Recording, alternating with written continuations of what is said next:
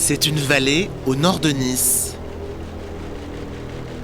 On sait que la montagne est hostile. On sait que c'est pas un terrain de jeu facile. La Vésubie et sa montagne hostile.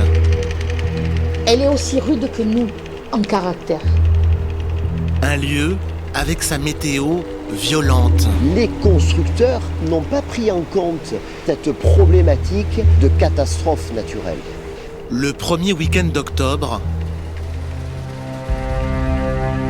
la montagne est tombée dans la vallée. J'ai toujours dit à mon mari, jamais je n'habiterai près d'une rivière. Jamais. Ça faisait comme une éruption de magma.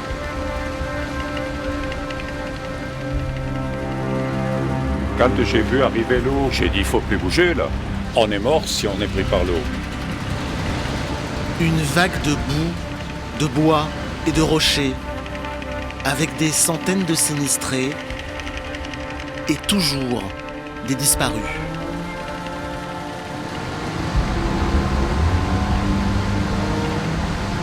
Notre montagne, elle est détruite. C'est la survie. Et on se demande ce qu'on va faire. C'est impensable. Là, il nous est arrivé une crue du siècle. Un siècle de tempête en 24 heures et une vallée engloutie.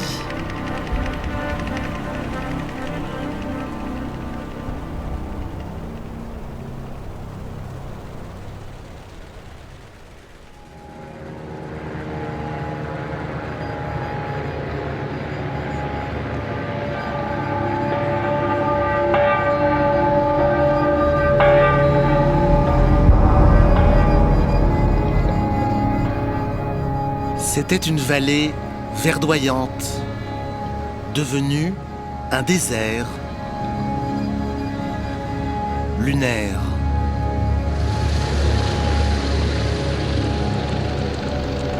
Deux mois après la catastrophe, la rivière Vésubie est rentrée dans son lit. Un torrent sage, loin de sa crue du premier week-end d'octobre. Ce jour-là, les secours recherchent toujours les disparus.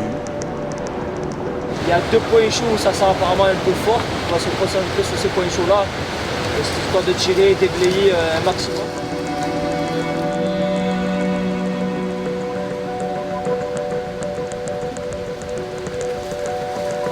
La priorité, ce sont les embâcles. Des accumulations inextricables de bois et de matériaux rocheux amassés sur le rivage, dans les méandres de la rivière. Les gars, allez!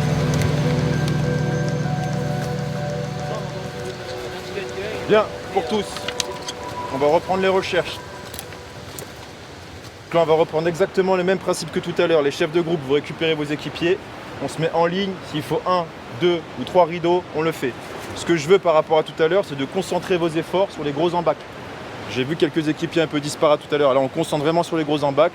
Je rappelle, odeur suspecte, insectes, on rend compte, on se concentre. Est-ce que c'est clair pour tout le monde? Chef de groupe, vous récupérez vos équipes et en avant. Allez, 22, parti. Le 2 octobre dernier, la petite Suisse niçoise, comme on l'appelle, est devenue un cimetière.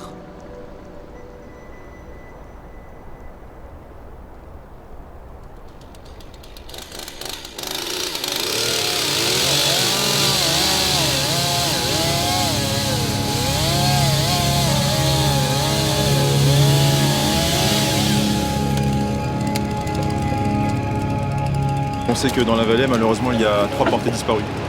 On utilise donc tous nos sens, dont l'odorat. Et donc dès qu'on a une odeur un peu suspecte, on approfondit les recherches pour s'assurer qu'il n'y ait personne. On essaie de se créer des accès pour voir un petit peu ce qui se passe en dessous.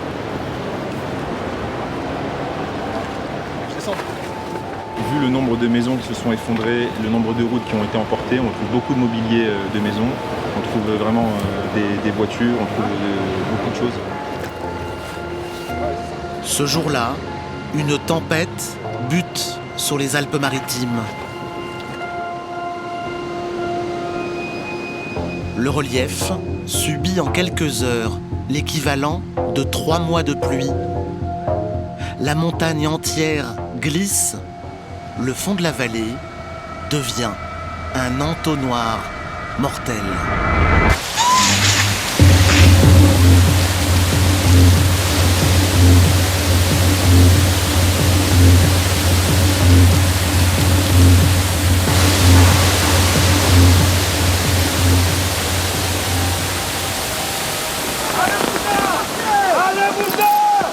Sont les pompiers qui sont venus vous chercher?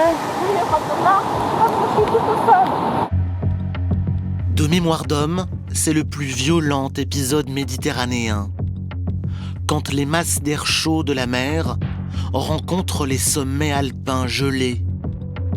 La tempête Alex stationne 24 heures au-dessus de 3 vallées de l'arrière-pays, Roya, Vésubie, Tinée. Au centre, la Vésubie bat tous les records.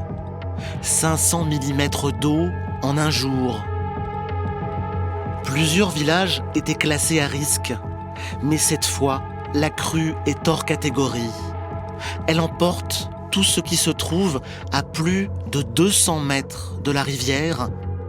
Une vague de roches et d'arbres va raser une centaine de maisons. Une cinquantaine d'autres bâtiments sont endommagés, inhabitables. Pour les météorologues, c'est une crue millénale, la pire en 1000 ans.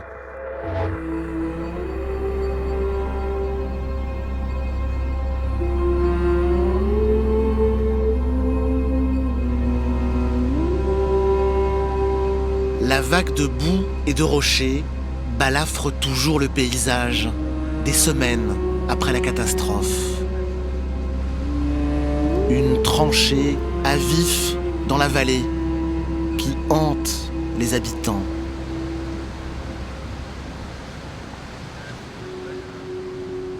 La nuit du drame, Dorothy Calvert a vu sa maison disparaître.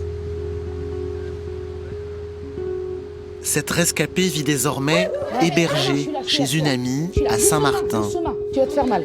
Doucement. Tu te couches là? Viens là, là. Quelle détresse! Quelle détresse! De sa vie d'avant, elle n'a gardé que son chien, Lascar, et son téléphone portable. La nuit de la tempête, elle dormait dans son chalet, à plus de 10 mètres au-dessus du lit de la rivière. 10h30, 11h moins le quart, dans mon sommeil, j'entends un coup, comme un coup de fer. Ça a fait doum, comme ça. Un coup de fer dans les fondations de mon chalet. J'ai dit, mais, ça me réveille en sursaut, j'ai dit, mais qu'est-ce qui se passe là? Je sors, je vais voir ce qui se passe, parce que ça, c'est pas normal, hein, y a quelque chose qui se passe là. Je balance la lampe frontale comme ça, je voyais que du noir. J'ai dit, quand même, je tends la pelouse, elle est bien noire la pelouse. Il n'y avait plus de pelouse, il n'y avait plus de terre, il y avait un trou béant. De sa maison, il ne reste que l'abri de jardin et un morceau de buanderie. Le patrimoine d'une vie englouti. Pourtant, le terrain acheté il y a 25 ans n'était pas en zone inondable. C'est impensable. Là, il nous est arrivé une crue du siècle. On ne pouvait pas imaginer que ça pouvait nous arriver, un truc pareil. C'est pas possible. C'était pas possible. On sait que la montagne est hostile. On sait que c'est pas un terrain de jeu facile. Elle est aussi rude que nous, en caractère.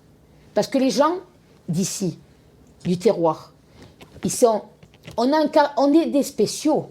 On n'est pas des gens qu'on peut nous mettre n'importe où. On est des gens on a choisi un mode de vie, on l'assume. Ça plaît pas, eh bien va à la ville.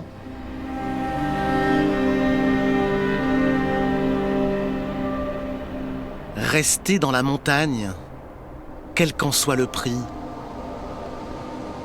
Parfois, il faut un miracle.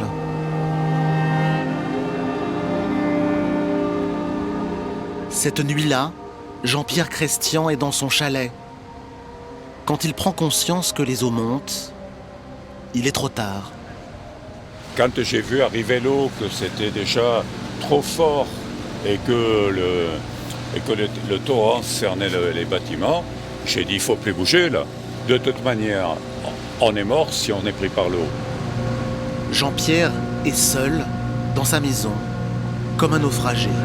Et là, le chalet de la voisine s'est écroulé ici. Vous voyez, certainement elle est dessous. Paul, elle a disparu. Elle est certainement là-dessous.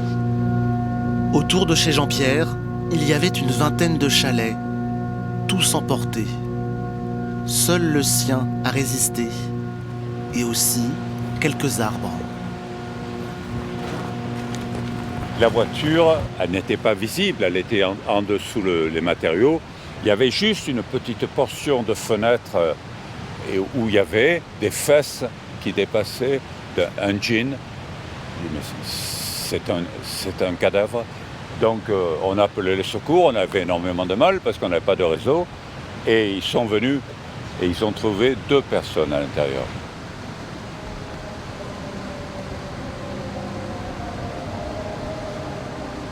Presque 2 mois après l'inondation, le bilan s'élève à 7 morts. On recherche encore 11 disparus dans la vallée.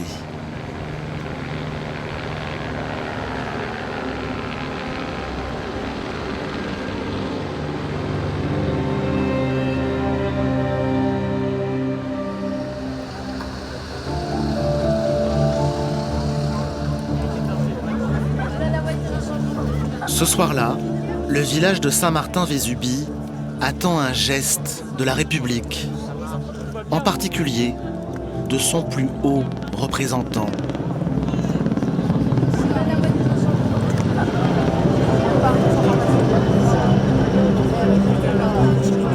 Bonjour, M. Macron. Comme la centaine d'autres sinistrés, Dorothy est venue voir le président, évaluer son empathie et le montant des finances débloquées. Je suis là pour lui dire que nous sommes dans un état de difficulté très avancée.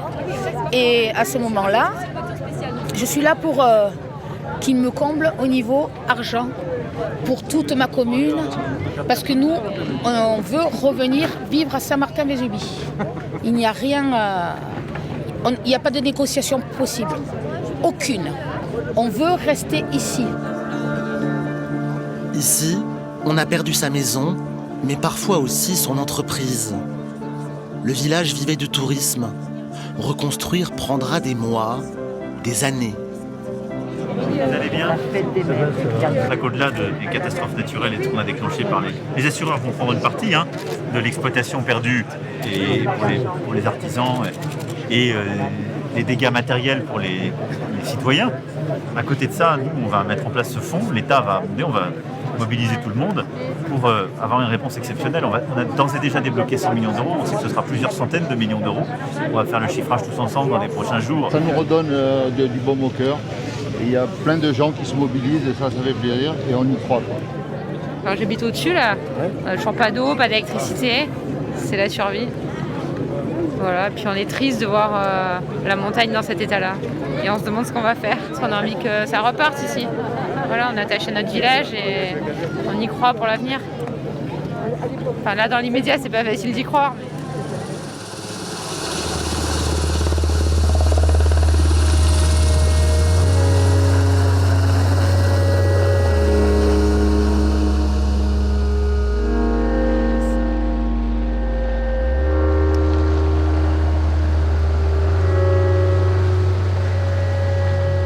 Repartir de zéro, tout reconstruire. Comme cette piste dans le lit de la rivière pour remplacer les routes. Refaire le réseau électrique, l'eau potable. Décider du sort des maisons partiellement détruites.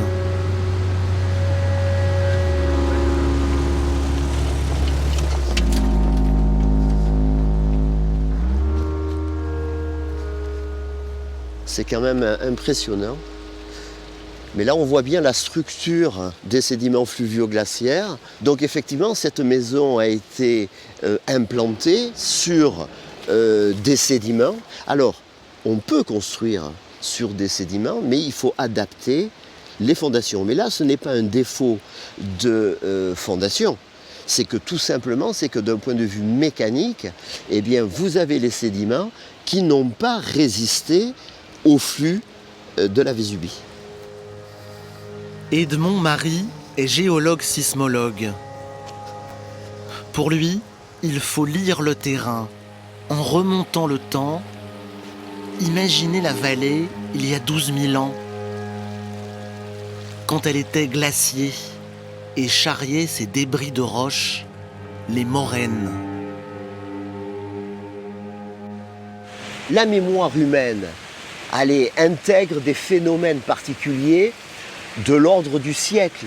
Or, le géologue réfléchit à l'échelle de plusieurs millénaires. Et donc, effectivement, il y a 12 000 ans, ici même, il y avait le glacier de la Vésubie qui a charrié des monceaux de sédiments, des moraines, des éléments plus fins, et c'est des zones de sédimentation qui, aujourd'hui, présentent des faiblesses. Des faiblesses qu'on préfère ignorer fin 19e siècle. L'époque où la vallée devient lieu de villégiature. Au début du XXe siècle, à l'époque, à la belle époque, comme on dit, eh bien effectivement, les constructeurs qui ont voulu effectivement s'implanter dans les vallées n'ont pas pris en compte cette problématique de contexte naturel et de catastrophe naturelle. Et donc les anciens, à l'époque, n'avaient pas conscience du risque parce que tout simplement, ils ne s'étaient pas transposés 1000 ans, 2000 ans, 3000 ans en arrière et forcément 12 000 ans à l'époque de la dernière glaciation. Construire en hauteur, se croire à l'abri et se retrouver au bord du précipice. Une erreur qu'on ne réalise qu'un siècle plus tard. C'est le destin de la maison d'Isabelle Monin.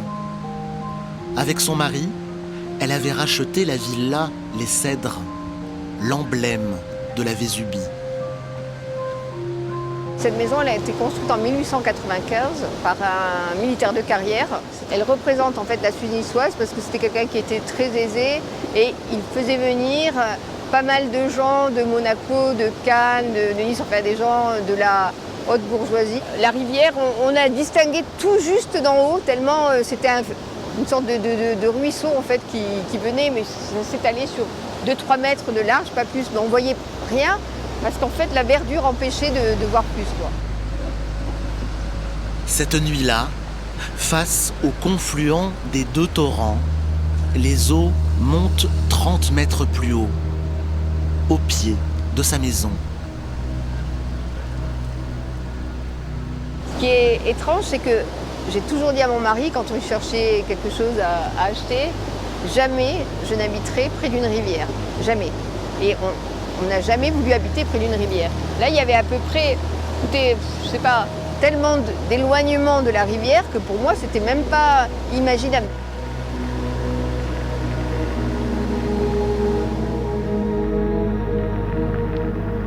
La montagne et sa météo imprévisible. Quand l'eau tombe, elle emporte les sommets dans les ravins. Comme en 1926, 10 km au sud de Saint-Martin, une partie d'un village de la vallée disparaît dans un glissement de terrain.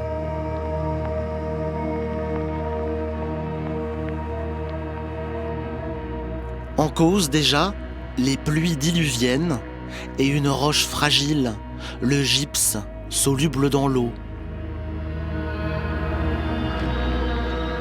À l'époque, la coulée de boue et de roches fait 19 morts.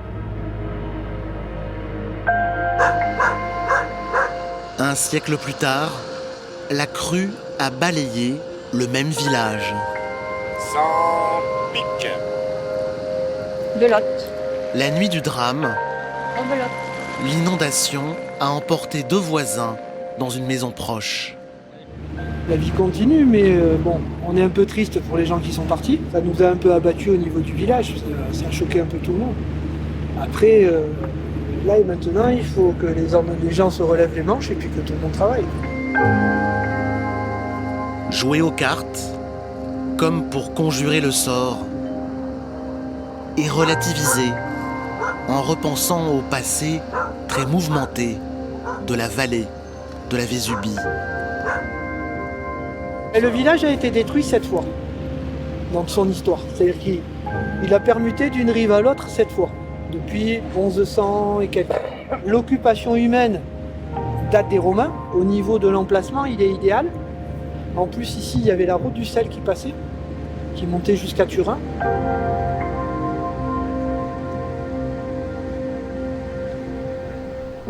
Ici, les habitants resteront, malgré les risques.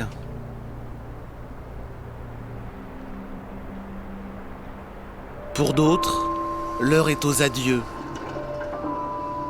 À Saint-Martin, dans le lit de la rivière, en plein chantier, certains ont pris une lourde décision. C'est fou, hein. Je suis le seul à avoir survécu à ce désastre dans la rivière. Jean-Pierre a tranché, il va quitter sa maison, sa vallée. L'eau, elle rentre. Elle passe à travers les murs. C'est pas étanche. Il faut que je sorte un maximum de choses avant que ça soit trop abîmé, quoi. Le grand rangement avant le départ. Jean-Pierre inspecte ses affaires. C'est sa vie entière qui a pris l'eau.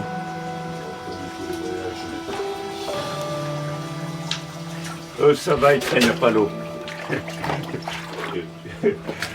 Je sais pas où est l'autre palme. Hein. Elle doit balader quelque part. C'est déjà tout rouillé. C'est déjà tout foutu. La pousseuse. La pousseuse.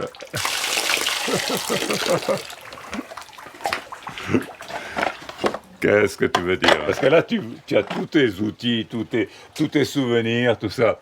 Alors que quand c'est rasé, ben ma foi, du passé, faisant table rase. L'optimisme à toute épreuve de Jean-Pierre, l'amoureux de la montagne. Il y en a pour des milliers d'euros, là. Mais bon, vu mon âge maintenant, je vais plus reconstruire de maison. J'en ai déjà fait 3, ça suffira. Je vais devenir locataire.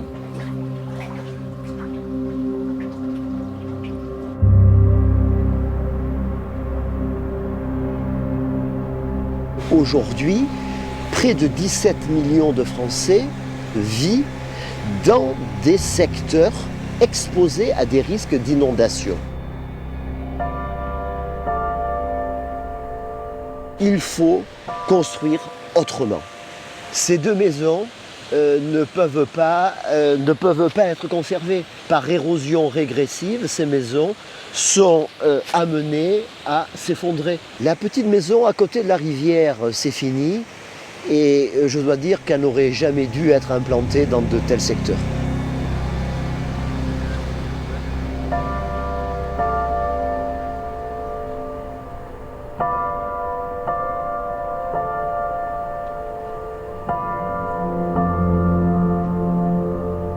La Vésubie, ou la rivière devenue tsunami. Reconstruire autrement prendra des années. Il faudra surtout garder un œil sur les cimes. Car on sait désormais qu'à tout instant, la montagne peut tomber dans la vallée.